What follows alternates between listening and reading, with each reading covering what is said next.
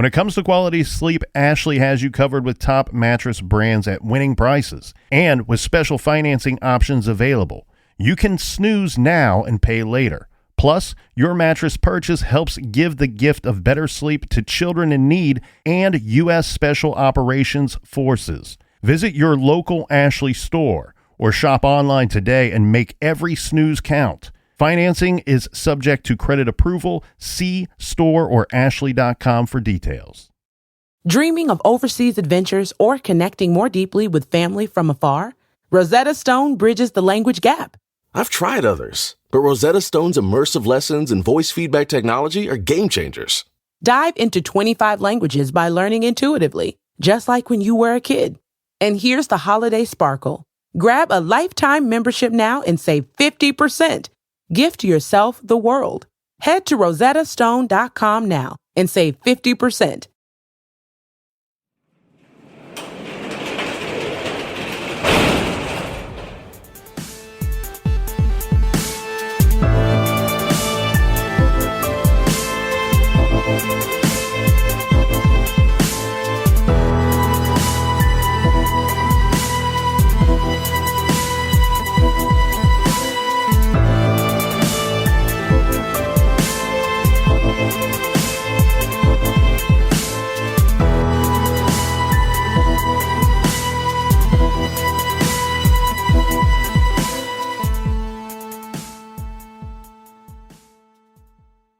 Welcome to True Crime Garage. Wherever you are, whatever you are doing, thanks for listening. I'm your host, Nick, and with me, as always, is a man that would like to remind you that there are a lot of wimps out there. Yeah, I might break your nose with my shoulder blade.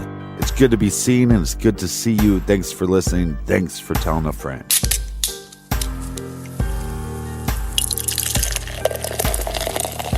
Today we are drinking Guayabera by the Great Cigar City Brewing Company. This is an American Citra Pale Ale, ABV 5.5%, garage grade 4 3/4 bottle caps out of 5. This week's fridge is full because of you, Captain. No, we know that's not true, but the Captain is thankful that the fridge is full because of you guys out there. First up, a big cheers to all of our friends in Parts Unknown. We got so many of them. First, we have Courtney. We have Pamela B., David R., and Brian B., all hailing in PU. And a big shout out to Kristen, which wanted me to call Rick James a POS, but you gotta get funky with a little Rick James. Next up, we have Michael in Long Beach, New York. And a big shout out to Terry in Harbor City, California. And last but certainly not least, we have a cheers to Lady D, to Beats, to G Suite, and Adrian. Thanks to everybody for filling up the fridge for this week's shows. If you want to help us out with next week's shows, go to truecrimegarage.com and click on the donate button. And for everything True Crime Garage, check out truecrimegarage.com and check us out on Facebook, Instagram, Twitter, all that stuff at True Crime Garage. And that is enough of the business. All right, everybody, gather around, grab a chair, grab a beer. Let's talk some true crime.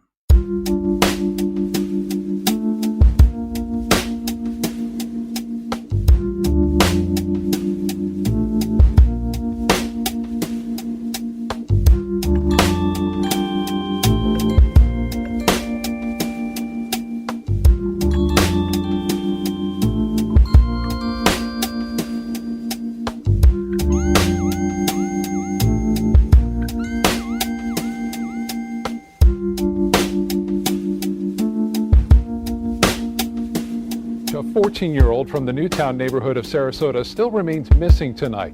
Jabez Spann was last seen back on Labor Day along 23rd Street in Sarasota. ABC 7's Rick Adams joins us live tonight from Sarasota Police Headquarters with more on the story. Rick? It's a parent's worst nightmare, having your child vanish off the face of the earth.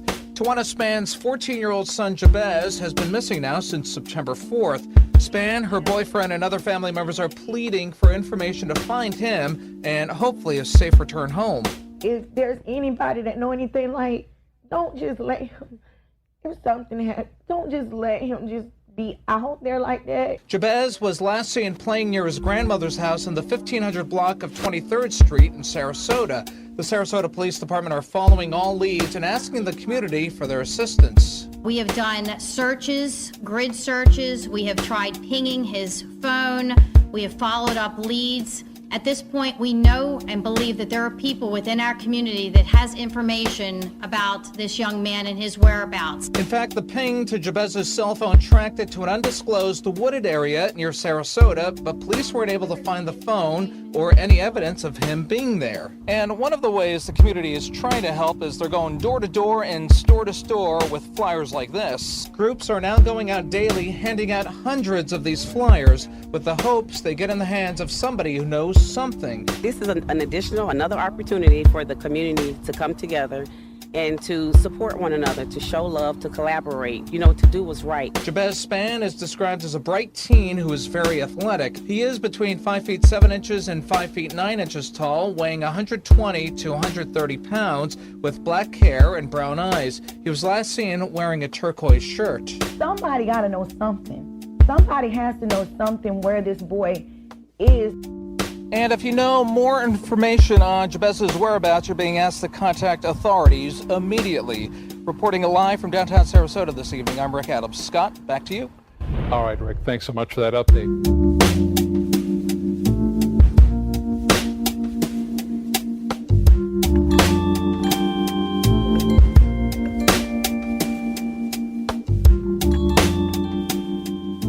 This week we are discussing the case of Jabez Eugene Spann, who in 2017 was a 14-year-old boy living in the Newtown area of Sarasota, Florida. Sarasota's population was about 56,000 people. Newtown is majority African American. In fact, a historic plaque posted by the Sarasota County Historic Commission dedicates the area as the, quote, first black community in the city. Newtown is near downtown Sarasota. Jabez was a great kid.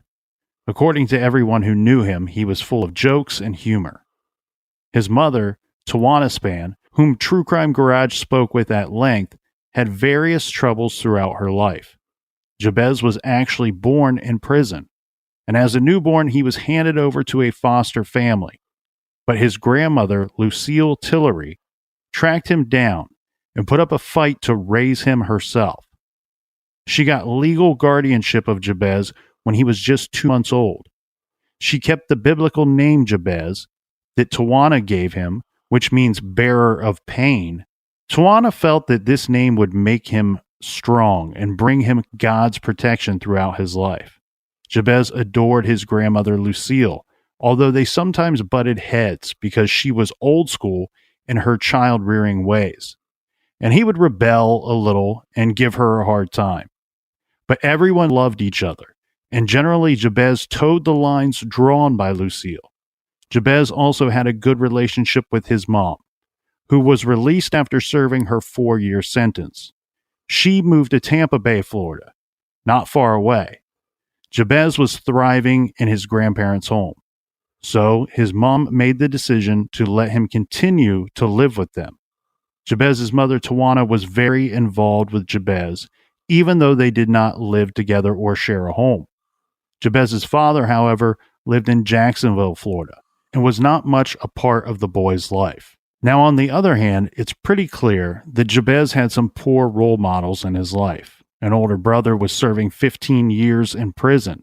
Another brother was in rehab, and his uncle Cornelius was in and out of prison multiple times for some pretty serious crimes. Tawana Spann told Dateline that Jabez had seen these family members making serious mistakes throughout their life, and he was determined not to go down these same paths. He did have one incident involving the police, but generally, he was a good kid with his head screwed on properly. He got good grades in school, and in fact, he was a teacher's assistant and was a football star.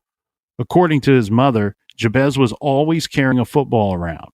His family had hopes of him playing football in college and maybe even making it to the NFL. One of his friends described Jabez as fun, energetic, and very athletic. He was great at basketball, football, and he was also known to do these flips at a moment's notice. You see these people, sometimes you see a football star on TV who will just do one of these flips randomly, just standing there, and all of a sudden they're in midair and then they're back on their feet again. Crazy stuff. Yeah, that's how I get out of bed. one flip at a time. Mm-hmm. Jabez was usually found somewhere in the neighborhood, often playing ball or hanging out at the park with his friends. Jabez was not tiny. I mean, he was 14 years old. He was 5'9" tall, 120 pounds. And we talked about Jabez being full of humor and just really a fun kid.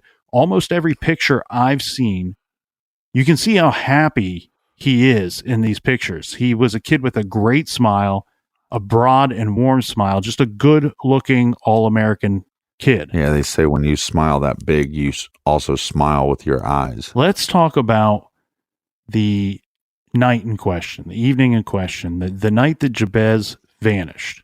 This is on the night of September 4th, 2017. Labor Day, it's a Monday.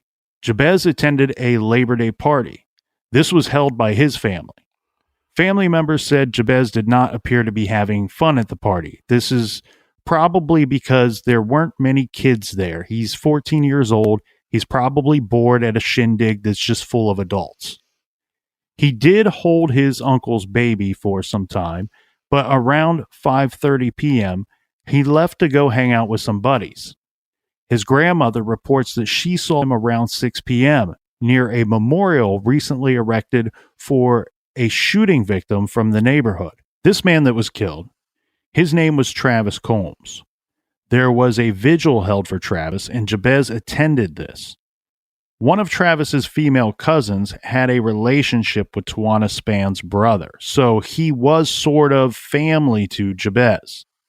This vigil was in the 1500 block of 23rd Street at Palmdale Avenue, right near Lucille's house where Jabez lived. Jabez returned to Lucille's house with his buddy, whom we are just going to refer to here as T because he is a minor. Mm-hmm. The two were there sometime in the 8 to 10 p.m. range. They left after that. Jabez was supposed to spend the night at a friend's house that night, as he often did, but he always would come home to go to school. And the next morning, this is a Tuesday morning, there is school that day. When he did not show up at school, well, this is unheard of for Jabez. He had good attendance records, and his grandmother is now quite concerned about where could this young boy be? Where could this young man be? And so she tries calling Jabez and gets no answer on his phone. Lucille says she knew something was wrong immediately. She was calling around looking for him to no avail. Finally, she called Tawana, Jabez's mother, who immediately jumped in her vehicle and sped off to Sarasota. Now, she's actually thinking, while she's making her way there, how much trouble Jabez was going to be in once she locates him, because she's upset that, hey, you worried your grandmother, you didn't go to school, you're going to be in trouble when I find you. Yeah, and it could be something simple like he spent the night at his friend's house, supposed to wake up in the morning to go home to get ready for school, but they overslept or something. The other thing, too, I mean, even though it was unheard of for him to miss school, he had great attendance records. Kids get older, they do things. Maybe you stay the night at your buddy's house. Buddy doesn't want to go to school. You find something stupid to go off and do instead, and then you go that way. The problem here we have is now we're talking about getting close to the 24-hour mark of when the last time he was seen. He doesn't go to school, and he's not responding to phone calls going to his phone. So his mother... A good kid in the family thinks he's a good kid, but you also have all these people in his family that started making wrong turns at some point in their life. And so you got to be concerned with that as a parent. Is this an action of him going down the wrong path? Correct. And with any neighborhood, be it, I don't care where it's located, I don't care the class of people, there are ways for teenagers to slip into the wrong crowd very easily. Now, his mother arrived in this Newtown area after dark. Again, this is right around the 24-hour mark after she last saw him. So Lucille then calls police. This is to report Jabez missing. This is on the evening of September 5th. After some persuading, the Sarasota Police Department did issue a missing persons report, but of course, initially treating this case as a possible runaway situation. This was based off of past behavior, as Jabez was known to stay with friends, sometimes for multiple days at a time. And occasionally, he's going to get into it with grandma from time to time. As teenagers, we don't always agree with our parents or those who are raising us. And sometimes you get in an argument and you stomp away. And police, I think, were kind of thinking Jabez is 14 years old. That's a possibility here. We don't have any reports of that from Jabez's family. On September 8th, with Jabez missing now for 4 days and no activity on his phone or social media, the Sarasota Police Department upgraded the case to a missing child case. The department issued a media blast about Jabez being missing, and this blast said it's unclear what the circumstances were leading up to his disappearance. Detectives are asking anyone who knows the whereabouts of Jabez to call Detective Megan Buck, and gave a phone number. But then, 6 days later, 6 days after Jabez vanished, the area was hit by a hurricane. This is Hurricane Irma. This knocked out the power to much of the area for quite some time. It wasn't until after the storm was over that police began to take Jabez's disappearance much more seriously. They reissued the missing child alert and the request for information, this on September 18th. Well, police were probably thinking, well, the whole city's under attack by weather. If this kid was just mad at his family, he'd probably come back for safety. Correct. And we're getting up there in the number of days now that he's been missing. Mm-hmm. At this point, Sarasota Police Chief Bernadette DePino updated reporters on the investigation and affirmed that it was officially a missing persons investigation. While the police had issued a Florida missing child alert, she said the case did not meet the criteria for an Amber Alert because there was simply no evidence to suggest that Jabez was abducted. And this is something that we've talked about in other cases, Captain. This one is a little trickier. This one's a little more difficult. And I just base this off of one, victimology, and two, kind of the movements and behaviors of everything involved. Right. We've discussed plenty of cases where somebody sees somebody go missing off of the streets, or somebody sees somebody actually grabbed or snatched and grabbed. We don't have any reports of anybody claiming that Jabez was spotted being attacked or being pursued by someone. And then on top of that, when we look at victimology, just the nature of his age, his gender, and his size makes him a less likely target for, the more traditional, that's a terrible word to use, but some of the more trash that we've discussed on this show in regards to child abduction cases in the predators and the perpetrators of those crimes. Well, like you said, he's 5'9", 120, highly athletic. So he would be a lot harder to kidnap.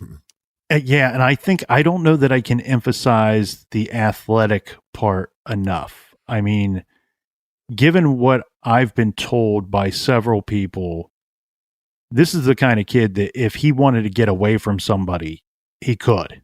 I mean, he was fast and he was very athletic. Doesn't rule out the possibility of several people. Right. And also, the scariest thing is, one, the days are really starting to add up here. And there's absolutely zero activity on his phone.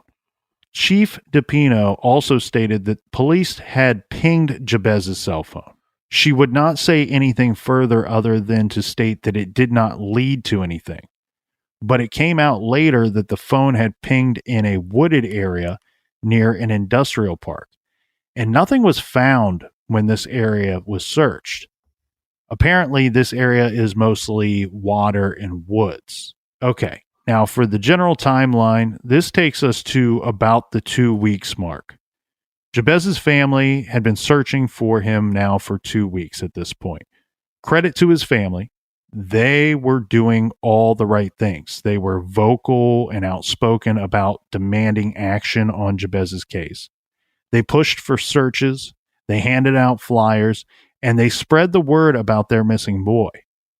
Jabez's aunt set up a Facebook page for missing Jabez Spann, which publicized the boy's disappearance and posted about volunteer searches and flyer distribution.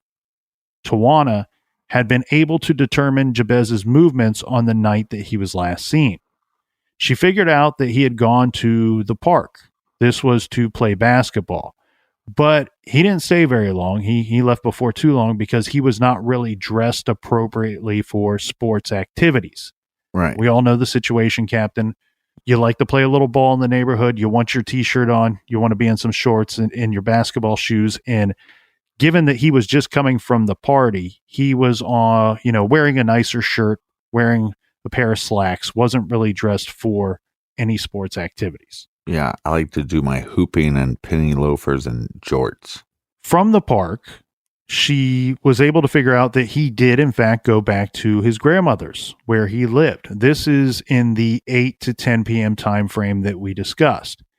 He was at his grandma's until he left with a friend, this kid that we're calling T. After that, the trail went cold. Jabez's mother, Tawana, and grandmother, Lucille, knew that the boy would not have just run away. Their mother's intuition was telling them that something was very wrong. And Tawana told ABC Action News at the time that she believed someone knew where her son was, saying, quote, "I don't know if they are holding him or if something has happened to him. I feel as though if there was nothing wrong with him, he would have contacted someone by now. There has to be information out there. There is somebody that knows something." Tawana told True Crime Garage that she had a sinking feeling very early on. And she didn't really want to communicate that with anybody, but it's mother's intuition. Right, so he misses school. The grandma is trying to make contact with him. The mom is rushing back, like you said, initially thinking that he was just doing something wrong, misbehaving. Then they do another step by starting to retrace his steps, which is something that everybody should do if somebody goes missing. Right. And this is also, when they're doing all of this and trying to put the puzzle pieces together to really fill out this timeline and follow it to the end or to the last known point, they're also talking to people in the neighborhood. And she's talking to other kids in the neighborhood, especially kids that are Jabez's age. Right. Just simply, have you seen him? Have you heard anything? Is there somewhere that I should be looking that we're not? And during the conversations amongst these different kids and whatnot, at some point, one of these kids tells her, frankly, just blurts it out, says, quote, he witnessed a murder. So she begins to hear rumors about Jabez's disappearance. Tawana told the ABC reporter that she had heard from various people that Jabez was in danger. She said, quote, "Jabez was supposed to have witnessed something of a violent crime, whether or not that's true or not. A 14-year-old does not fall off the face of the earth. No social media, no nothing. You're going to contact your friends or somebody." Sarasota police had clearly heard these rumors as well. Chief DePino said that they were following up on every lead, but the rumors and the gossip surrounding Jabez's disappearance had not been verified as credible. She made the following statement alluding to the word on the street that Jabez had been victimized by someone. Quote, "We have done grid searches, and we tried pinging his phone. We have followed up on leads. At this point, we know and believe that there are people within our community that has information about this young man and his whereabouts." As she's asking around in the community, she also knows that some of these kids are more likely to talk to her than they would be to law enforcement. But now she is getting these rumors, but she's not able to connect some of the dots. On September 26, 2017, Tawana Spann and Lucille Tillery made a public plea for the return of their beloved son and grandson. Lucille was pouring tears as she said, quote, "I just want to say I know somebody out there knows what happened to Jabez. We love Jabez. All we want is for anyone who knows anything, just give him back to us. We just want him back. This could be anybody's child. I'm begging, pleading, just bring him back. She went on to say, quote, the house is so empty without him in it. That's my baby. Somebody please help us. Lucille emphasized that she was no stranger to emotional pain. She had already lost a husband who dropped dead in their yard. She lost a brother, a sister who was killed by a lightning strike. And she had lost her parents as well. But she said, this is a feeling I've never felt before in my life. Chief DePino also spoke, addressing the frustration that her department felt at not finding anything. She said, quote, we're doing everything we can, but it's very frustrating. We are not getting information from our community. So we are asking again and reaching out to the citizens in our community to please consider coming forward. She was appealing directly to people in the neighborhood who police clearly felt knew something specific about what had happened to Jabez. She stated that foul play was not being ruled out, but reiterated that there was no information either way. Under pressure from the family, Sarasota police announced a reward in Jabez's case on September 30th. This reward, offered jointly by Sarasota Police Department, the Florida Department of Law Enforcement, this was for $6,000. Yeah. In addition, a digital billboard had been donated. This was to be used to ask for information in Jabez's case. By October 3rd, the FBI got involved. They had joined in the case, helping in the search for Jabez. Volunteer searchers organized by the family continued to spend their days looking for clues throughout the neighborhood and surrounding areas. The family put together prayer vigils and marches down Martin Luther King Jr. Way to where Jabez was last seen, this near his grandmother's house, keeping the case in the public eye. The reward for information leading to Jabez's whereabouts grew all the way up to $25,000. $19,000 was contributed by the FBI, $5,000 by the Florida Department of Law Enforcement, and $1,000 by the Sarasota Police Department. All right. So, but now we have the family doing their due diligence, talking to the community, getting answers, relaying that to law enforcement. Now law enforcement is making public statements and also adding a reward. So it seems like everybody's doing as much as they can. Everybody's on the same page. Everybody's working together. They all have the same goal in mind. Let's find this 14-year-old boy. The family did report to the media that they were receiving daily calls from Sarasota police with updates on the case. It seemed that the police department was actively investigating the case and legitimately interested in solving it. This should not sound like information that we need to report, but sometimes we've seen that police do not give their full attention as much to inner city victims. At least publicly, that does not seem to be the case here. I want to really underline this and reiterate this very strongly. True Crime Garage spoke with Jabez's family and with people very close to the case. Every single one of them said that they firmly believe and have seen so much evidence of such that the Sarasota Police Department was fully vested in this investigation, that they were being driven emotionally and by the community and by their own wants and needs to find Jabez themselves. They were fully all in on this case. Nobody on the inside, be it the family or otherwise, has questioned that.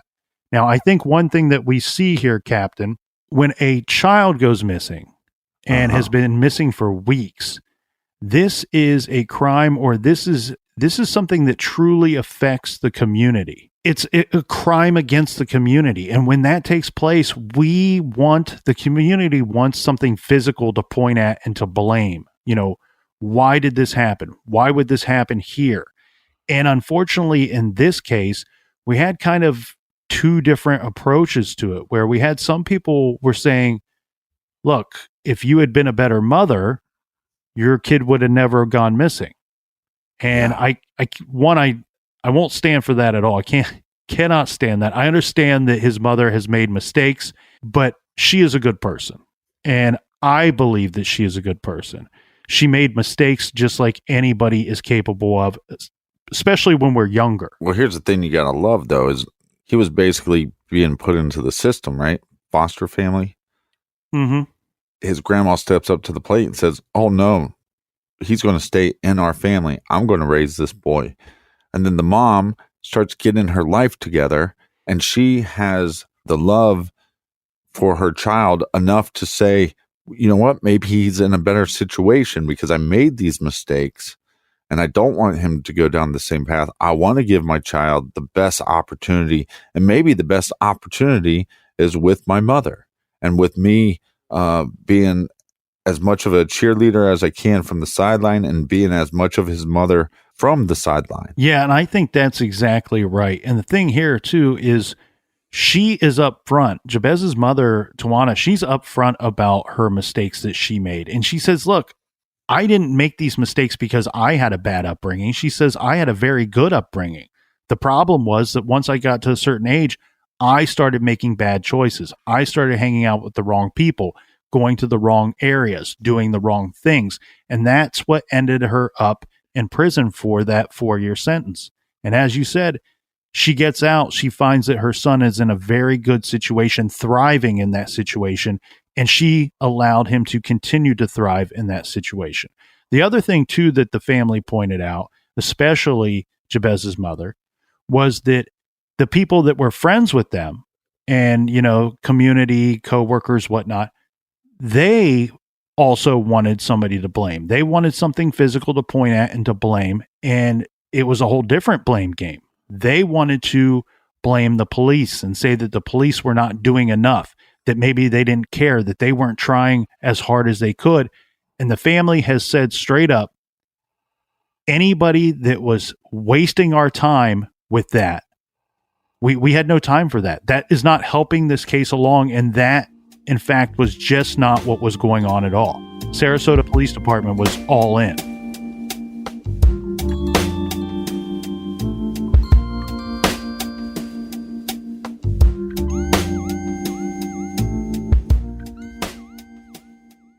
This show is sponsored by BetterHelp. Do you look forward to the holidays? Maybe you struggle with seasonal blues.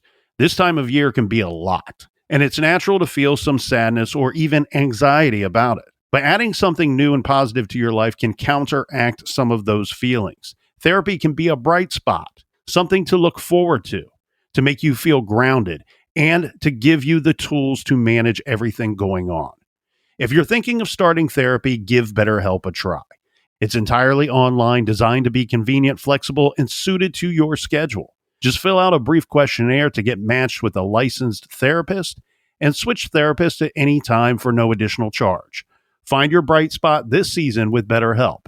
Visit BetterHelp.com/garage today to get 10% off your first month. That's BetterHelp, HELP.com/garage.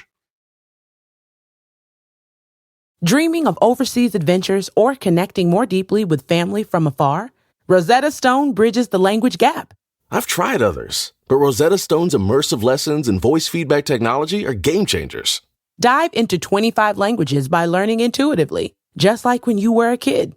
And here's the holiday sparkle. Grab a lifetime membership now and save 50%. Gift yourself the world. Head to rosettastone.com now and save 50%. Major phone carriers make you sign contracts with rigid data plans to trap you into a kind of forced phonogamy. Sounds pretty insecure if you ask me. At Consumer Cellular, we believe in a more consensual and healthy form of phonogamy, free of contracts and more flexible to your data needs. This way, you stick around not because we force you to with contracts and fees, but because you love our phone plans. Like ardently love our phone plans. Phonogamously. Consumer Cellular. When freedom calls, we're here to answer. Call us at 1-888-FREEDOM.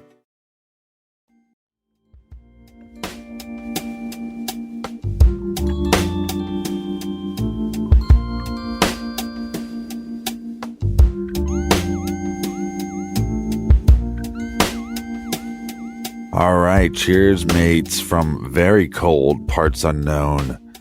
I'm in the garage. And normally I like to say cheers to you through the glass, Captain, because we're separated by glass like a couple of wild animals. But today we are separated by several state lines. So cheers to everybody out there. I am in beautiful sunny Florida. And that's a lie. I'm joining you from a bunker at the bottom of the ocean. Yeah, and it smells a lot better in the garage this week. All right. Well, cheers to everybody out there. Back to our case, Captain. By the end of October, law enforcement officials were stepping up efforts to find Jabez. Agents from the FBI, the Florida Department of Law Enforcement, and the Sarasota Police Department were recanvassing certain areas of Newtown and the surrounding areas. They're knocking on doors and talking to people, trying to uncover new leads in this missing persons case. This is because by this time, there was some information about what likely happened to Jabez. And this comes in the form of a probable cause affidavit. As you recall, we said earlier that Jabez's mother, Tawana, stated that she had heard rumors that Jabez had witnessed something he should not have, a violent crime of some sort. Yeah. While Jabez had not told his family about witnessing anything, Tawana had learned through her inquiries that Jabez had talked to others about what he had seen. And then something happened on October 29th that would confirm for the family that these rumors were true.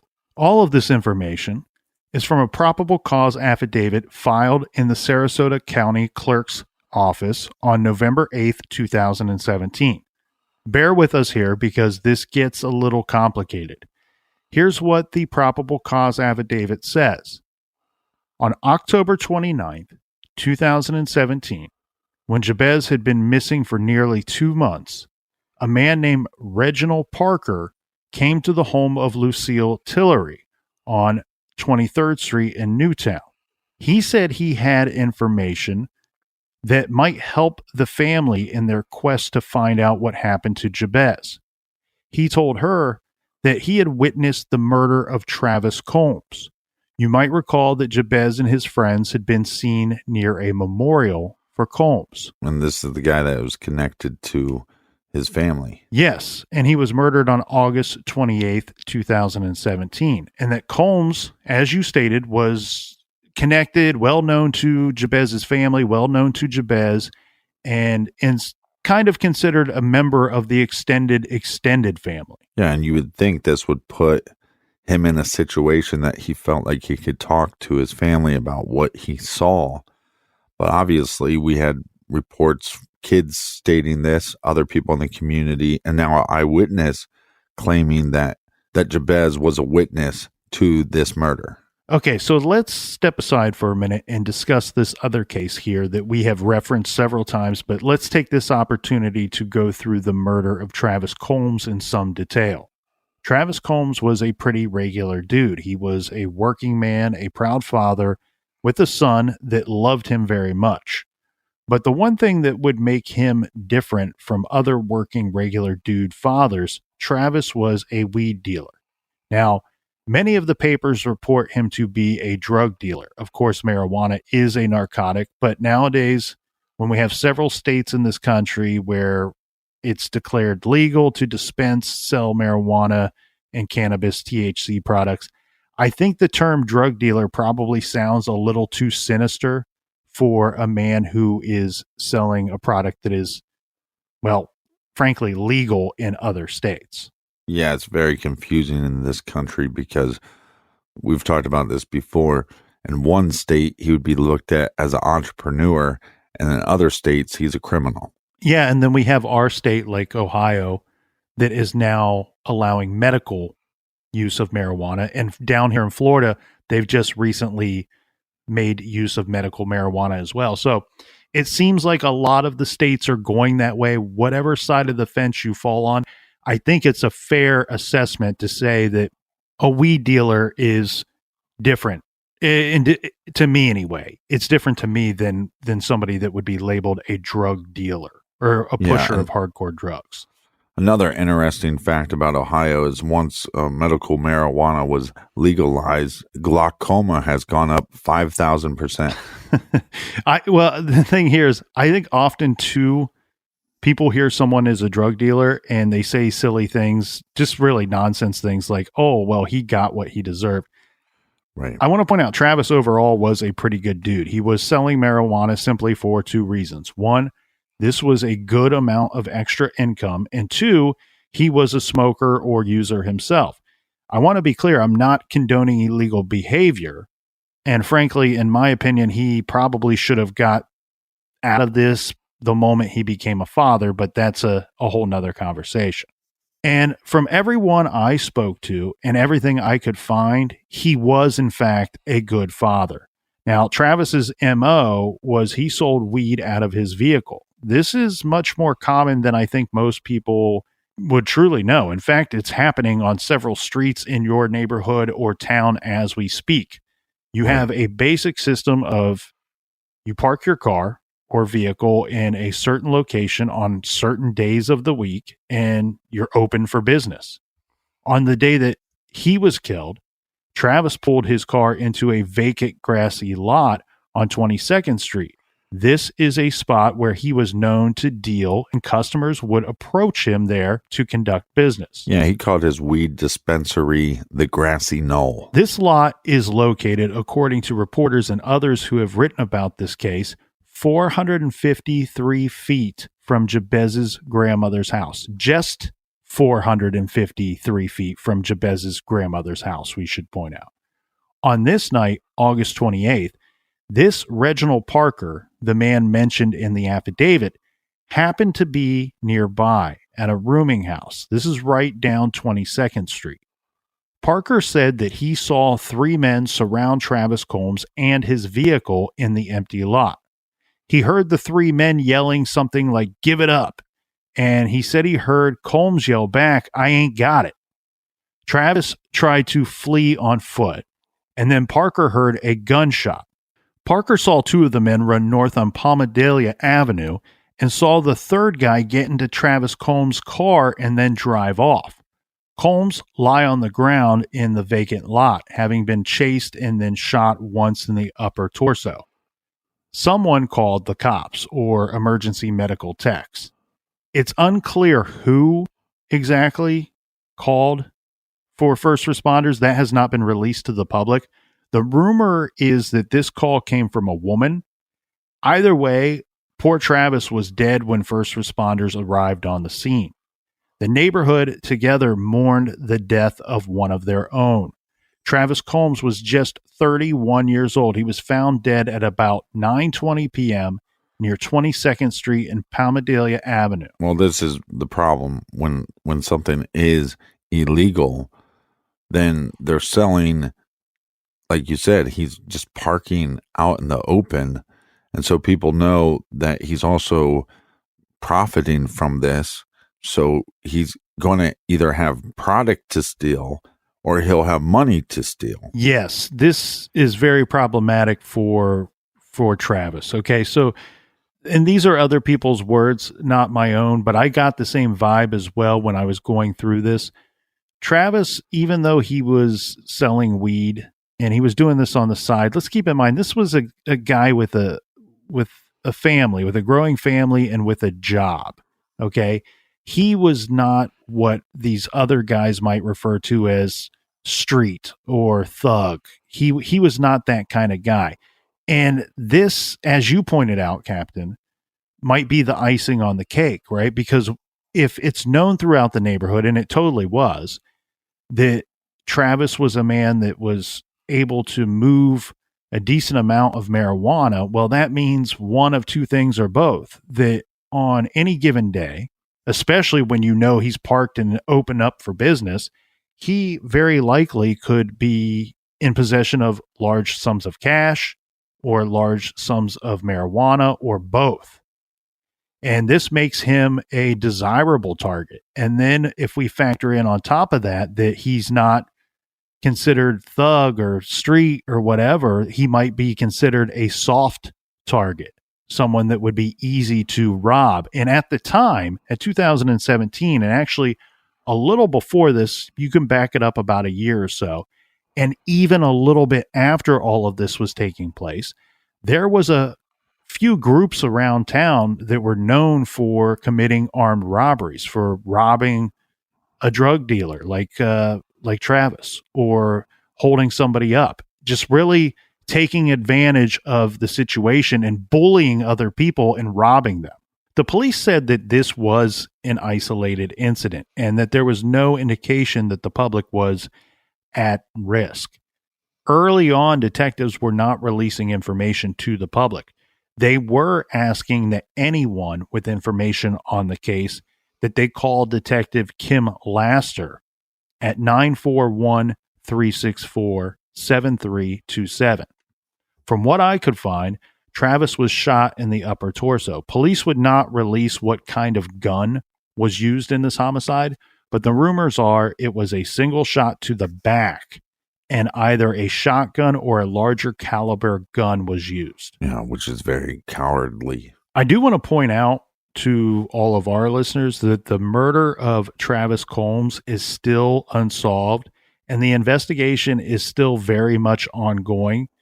The purpose of these episodes of True Crime Garage that we are doing this week are not only to get justice for Jabez Spann, who was just 14 years old when he went missing, but also to get justice for Travis Combs and anyone with information regarding the senseless murder of Travis Combs.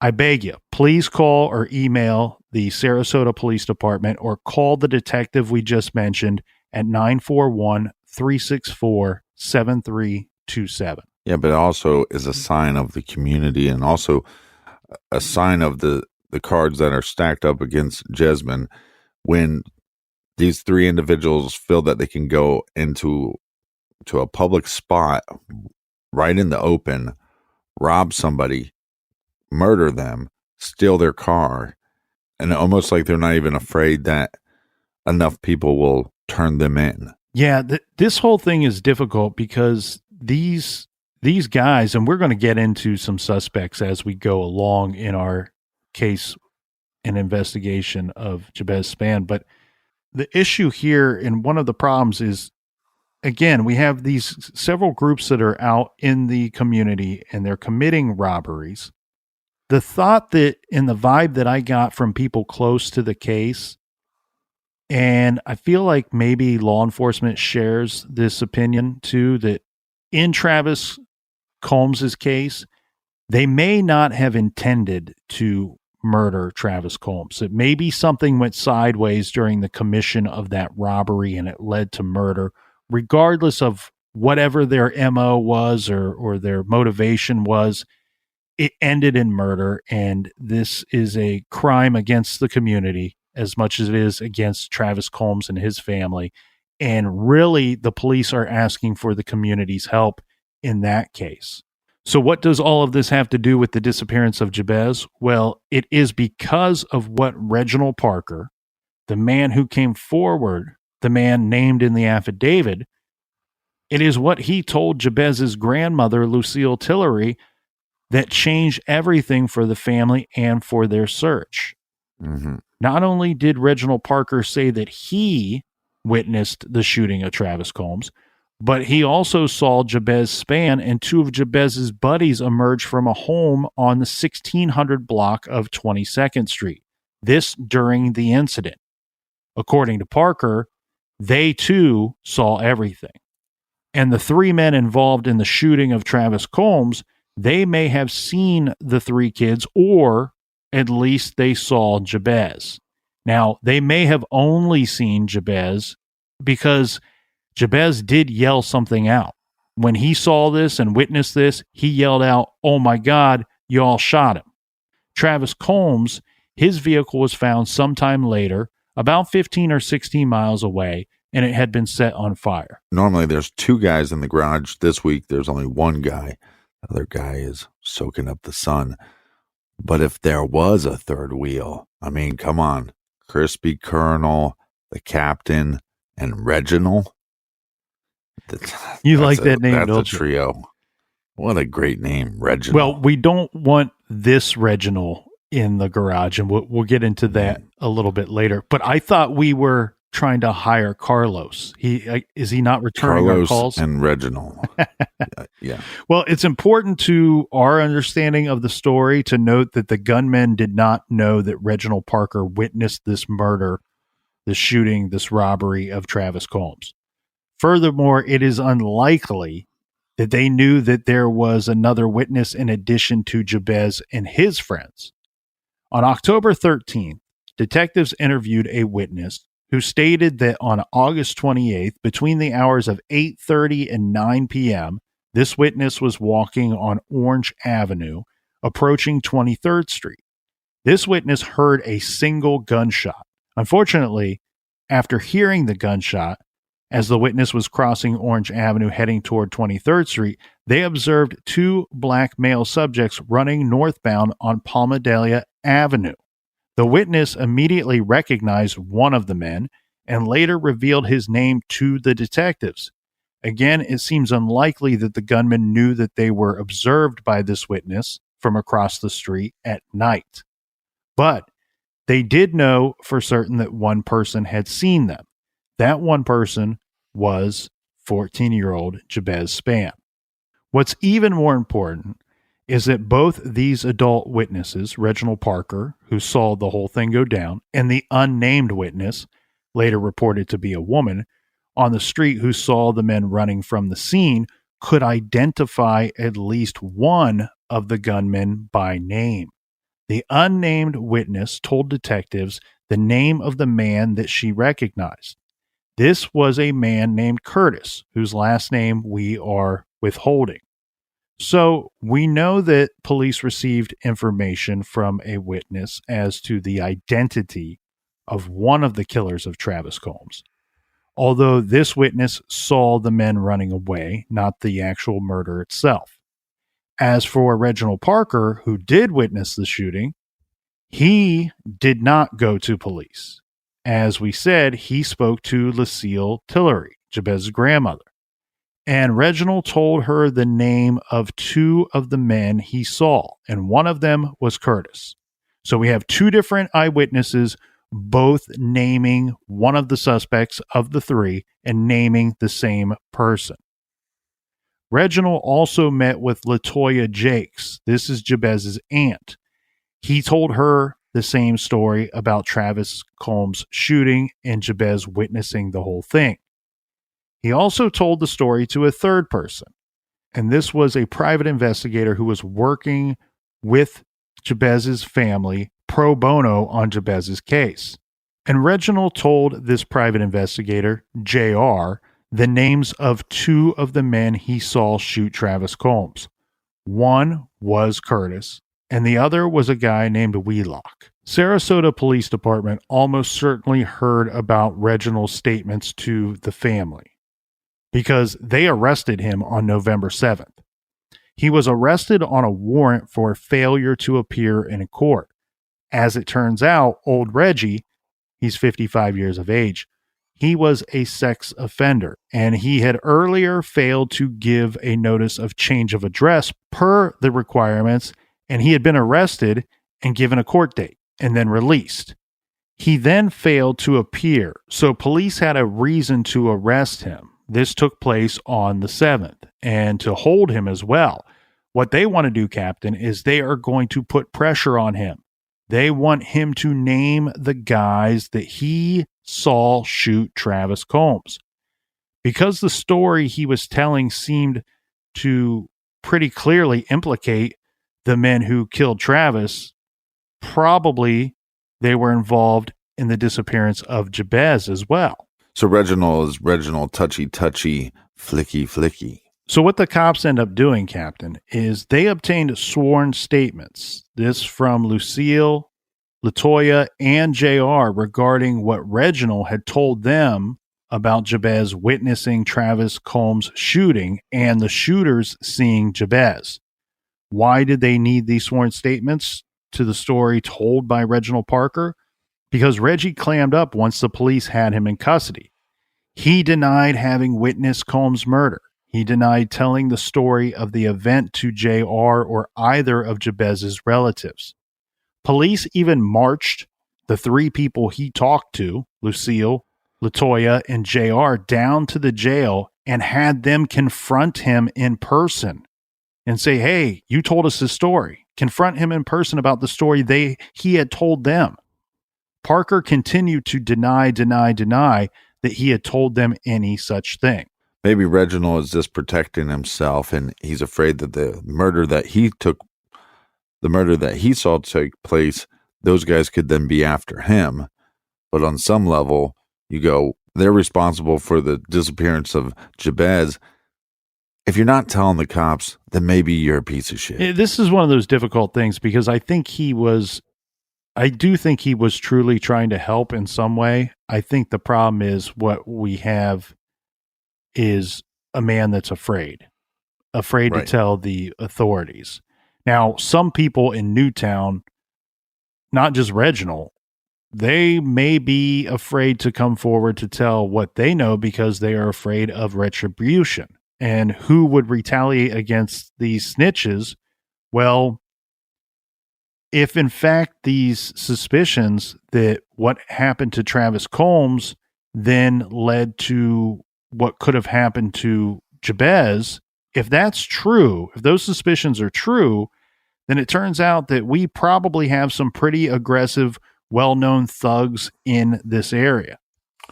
The witness who told police the identity of one of the men that she recognized running away from the crime scene probably felt comfortable doing so only because she was not named in the affidavit and she was not seen by the killers. It seems pretty clear that Reginald Parker, he wanted to give the Jabez's family some information about Jabez to help them figure out what had happened to him, but he would not go so far as to tell this information to police. Yeah, but the problem is if you don't take a stand, that these people are going to keep attacking the community and that more people are in danger. And then you might also be in danger and you don't even know it yet.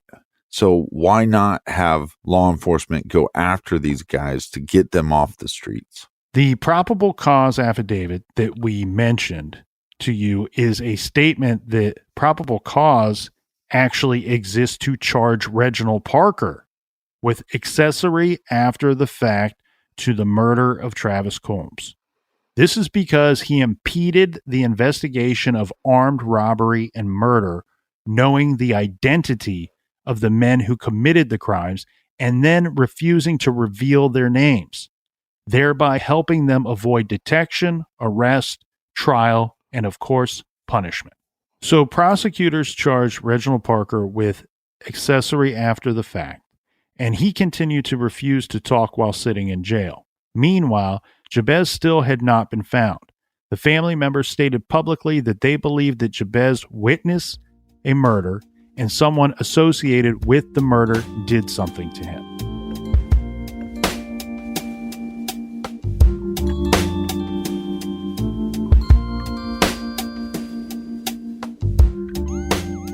Make sure you check out our old episodes on the Stitcher app and our bonus show, Off the Record. Join me tomorrow in the garage. Nick will be in Florida, getting all, crispy kernel. Until tomorrow, be good, be kind, and don't litter.